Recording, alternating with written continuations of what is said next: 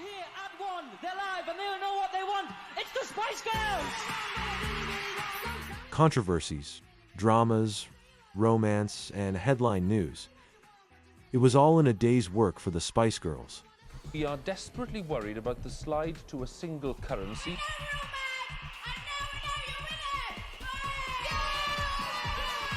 Coming up, we'll be taking a 90s nostalgia trip back to the Smash Hits poll winners party of 1996, exploring backstage antics through memorabilia to revisit the controversial magazine interview that caused a stir, and the prank that made their PR manager nervous. But if you're new to my channel, welcome. This is where I delve into my huge Spice Girls collection to tell untold stories, explore the group's history, and celebrate the greatest girl band of all time. Subscribe to my channel for more videos if you haven't already. You won't regret it.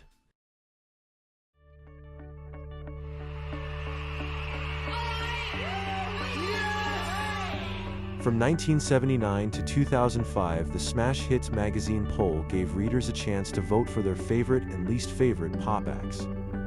The winning performers received their awards at an annual concert-style ceremony, which united global artists, particularly British and American, who used the event to promote their current record and possibly pick up an award. Move over, fellas, because the girls are taking over. Two awards for you. Two awards. By December 1996, the Spice Girls had truly arrived. With 2 #1 singles and a #1 album, they were leading the way in terms of both chart success and sales. Say You'll Be There, their second single, had ensured they were not a one-hit wonder, and with a rapidly growing allegiance of fans and a third single to promote, it was only right they were invited to perform at that year's ceremony. Smash Hits was also the first big pop magazine to put the band on its cover, even before Top of the Pops magazine, thanks to editor Kate Thornton, who took the risk. But this was the Spice Girls, and that meant it wasn't a straightforward affair. The event was held on Sunday, the 1st of December 1996 at the London Arena, with rehearsals taking place the day before. In Peter Andre's autobiography, All About Us, he discusses his relationship with Mel B, which was kept secret at the time. Having met the group earlier in the year during a radio roadshow tour, he found himself once again sharing an event with them here at the poll winners party. After Geri filmed him for the group's upcoming video, he found Melanie C waiting for him in his dressing room. She insisted he went to see Mel B, who really liked him, in the dressing room the girls were sharing with Gina G. Mel B did ask him for his phone number, but he didn't find that special moment he was hoping for. The girls were understandably busy and in demand, so it comes as no surprise that he would have to wait for another time.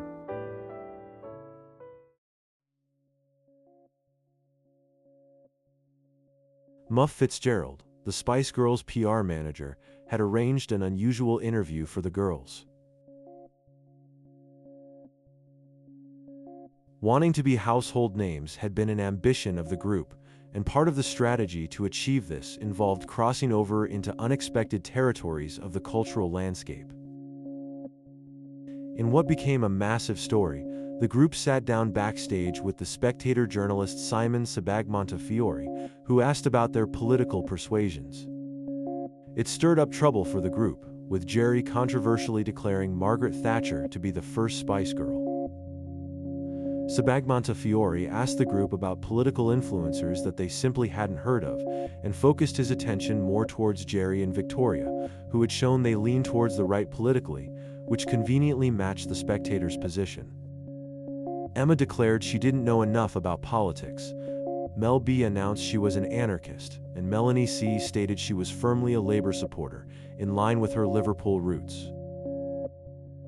Geri later stated in her autobiography that she loved the interview, but according to Muff Fitzgerald's book Spiced Up: My Mad Year with the Spice Girls, Melanie C in particular felt uncomfortable. The fact that the final article on the 13th of December wrongly insinuated that the group were Tories may have been irritating, but it got them the publicity they needed.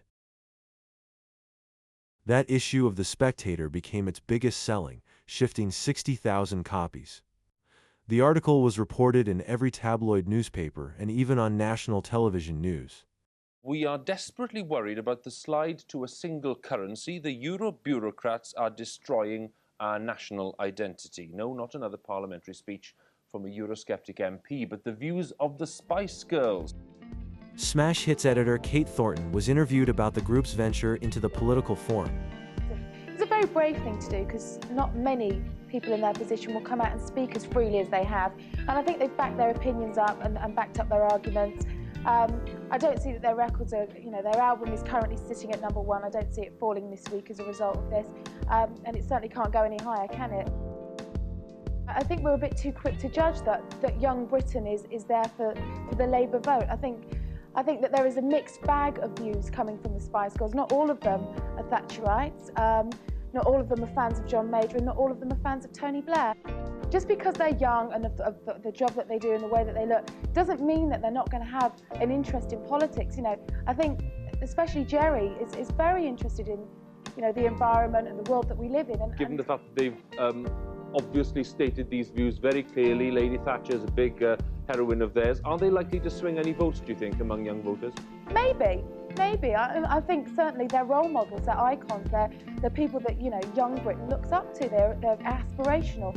Sure, this can't hurt the Tories, but also, I don't think it's going to be particularly damaging to Labour because they have, a Labour supporter within the Spice Girls as well. Their third single went to #1 at Christmas, and their album also remained #1. But ultimately, thanks to the group's unprecedented step into the political sphere, this article was seen as the moment the group really became household names. Still to come, girl power at its finest? Mel B stands up to a tabloid journalist, and the girls use their lipstick to send a message to a certain rapper. So stay tuned. Get ready to spice up your 2026 with these new Dr. Spice collection goodies. The 2026 calendar, the 2026 diary, and the notebook. All celebrating Spice memorabilia from 1996. The calendar features 12 beautiful display photos of 1996 items along with historical information. The diary features a 1996 memorabilia cover plus 30th anniversary dates. And the notebook has 120 lined pages inside the 1996 memorabilia cover.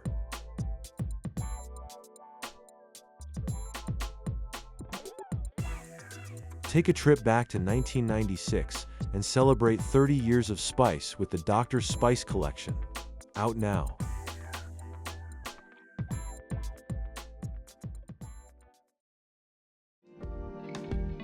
Following rehearsals on the Saturday, the group headed to the Britannia Hotel to give an interview with the Express, courtesy of writer Louise Gannon, who later became a close friend of Mel B's, helping her to write her powerful 2018 autobiography Brutally Honest. Roland Riveron also interviewed the group there for Virgin's In Flight magazine. The Sun newspaper's Andy Coulson, who was found guilty of conspiracy to intercept voicemails in 2014, arrived before the concert on the Sunday for a photo with the Spices, as the Sun had sponsored the Best New Act award, which the girls were due to win. Mel B confronted Coulson about his recent articles that claimed he was a friend of the group. "You're not my friend," she said, leaving PR manager Muff Fitzgerald to smooth things over. The Spice Girls naturally posed for backstage photos for Smash Hits taken by Tom Howard, one of which became this huge fold-out poster given away with one of their magazine issues. Peter Andre is featured on the alternate side. Despite the mountain of professional duties, including that momentous Spectator interview, the group found time to cause high drama, the very best kind. According to Geri in her 1999 autobiography, If Only. Robbie Williams was meant to be sharing a dressing room with rapper Mark Morrison, but when Mark and his sullen-faced entourage arrived, they completely took over the room, forcing Robbie out. Mel B and Geri, true to form, teased Morrison in front of his security guards and later snuck into his dressing room to write Return of the Prat on his mirror. His biggest hit, one of 1996's standout singles, was called Return of the Mac, so the diss was a playful pun that Geri described as only teasing. All appeared to be well between the Spice Girls and Morrison at the filming of the Christmas 1996 episode of Top of the Pops, however, which was largely hosted by the girls. He's no April Fool with profound lyrics like crazy, trippy, crazy, trippy, so horny, Leicester's original gangster, Mr. Boss, Big Mac Morrison. They playfully mocked his antics and appearance by holding handcuffs and cigars during their introduction of his performance, whilst he, seemingly graciously, thanked the girls for their Top of the Pops debut earlier in the year, during his own brief presenting segment in the show. Guys that got married, the Spice Girls had their Top of the Pops debut. Thank you, ladies.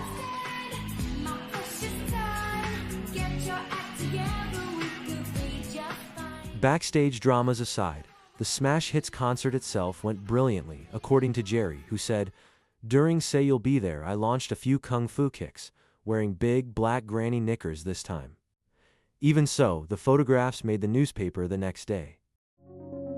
As well as performing Say You'll Be There and Wannabe, the group won 3 awards: Best New Act, Best British Group, and Best Video. It was a triumph, as well as being the group's biggest performance to date, with an audience of 12,000 pop fans filling the London arena.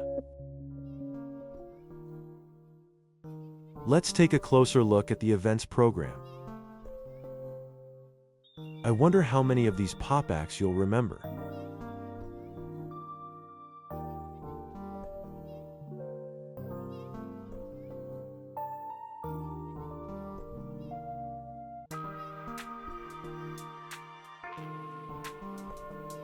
Yes, that's television stars Ant and Dec. As well as being pop stars at the time, they also presented this award show. It's our girls, the Spice Girls, looking relaxed and happy during a Smash Hits photo shoot earlier in the year. Which Spice Girl do you think wrote this message?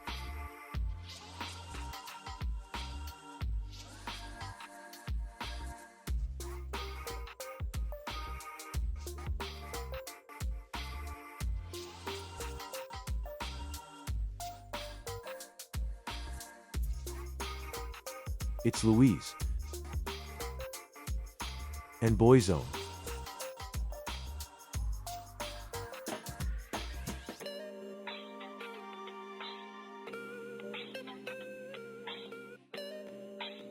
Mark Morrison.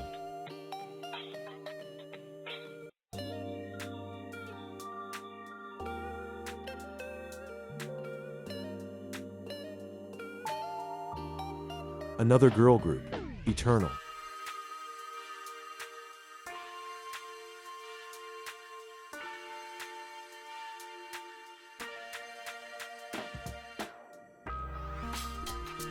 Boy band 911.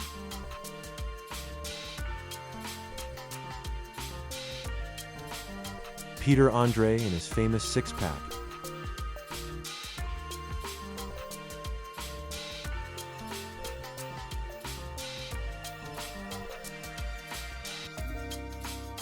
Michael Jackson's nephews, 3T.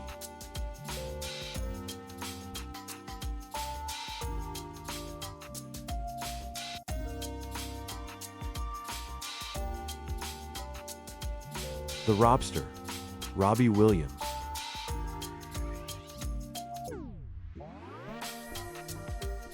Manic Street Preachers.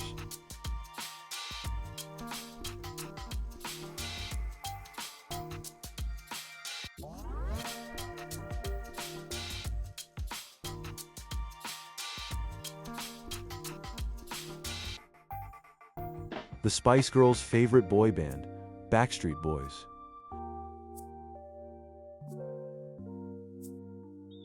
How other pop stars voted at the Smash Hits Awards.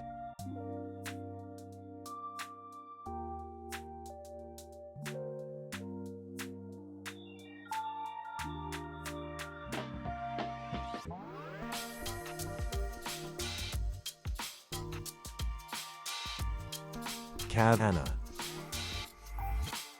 Smash Hits magazine covers advertised at the back.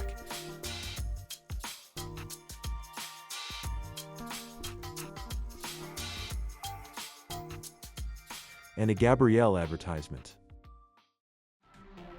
Thanks for watching. I hope you enjoyed this trip back to the 1996 Smash Hits poll winners party. If you did, please give this video a like, and share your memories of these artists or the award show itself in the comments below. Subscribing to my channel helps to stay alerted to my new videos, and it also helps me dedicate more time to sharing Spice Girls memorabilia with you. So do subscribe to my channel if you haven't already. Thank you. Here is a video you may enjoy next in one of my collection video playlists to really get stuck into. Enjoy, and until next time, stay spicy.